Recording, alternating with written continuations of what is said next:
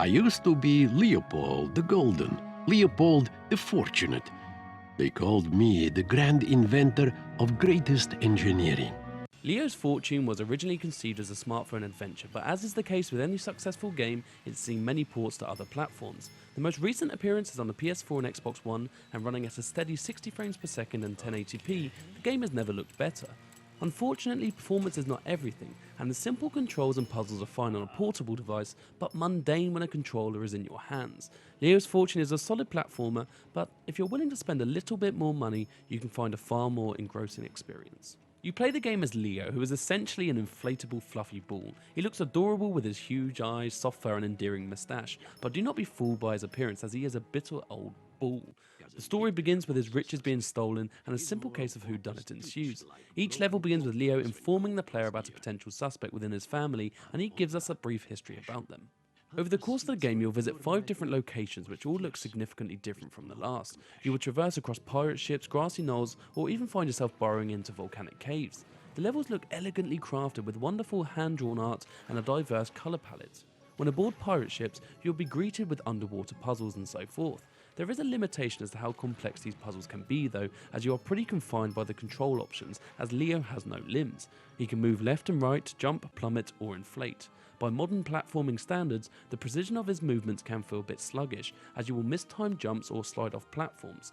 These controls are great on a touchscreen device, but when translated to a controller, you have a lot of buttons which are irrelevant. As you glide through the levels, you will collect Leo's stolen coins and complete puzzles. The puzzles are fairly simplistic, but they do become more challenging in the later levels. Once again, the complexities of these puzzles are restricted by the design choice. You only have 25 levels here, which some may see as disappointing, but they all feel unique and never repetitive. Once you complete the game, you unlock a hard game mode which asks you to finish the game without dying. The game does redeem itself with the high quality performance though. The game has been completely remastered for the consoles, and visually the whole game looks beautiful. You can see the individual strands of Leo's fur, and the environments are rich and vibrant. The artists have done a great job of conveying Leo's personality through his facial features. Every time he pops on a spike or deflates to fit through a tight tunnel, you can see the pain, anguish or frustration in his eyes. The most disappointing aspect of Leo's Fortune is that there is a serious lack of originality and experimentation. The odd occurrence when Leo's Fortune feels like it's trying something new, it falters and settles back into its comfort zone. One level sees Leo leaping aboard a moving train which felt offbeat and genuinely had me excited. 20 seconds later, this excitement had diminished though, as the segment had me repeatedly jumping over the same few obstacles and then it was over. Leo's Fortune should absolutely be played if you have a smartphone, but you need to consider how deep an experience you are looking for when purchasing the console version.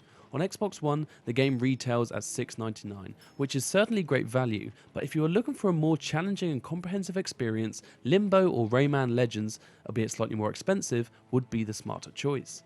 That being said, if you thoroughly enjoyed Leo's Fortune on your portable device and you wish to embark on the adventure again, this is the place to do it. I give Leo's Fortune 3 stars out of 5.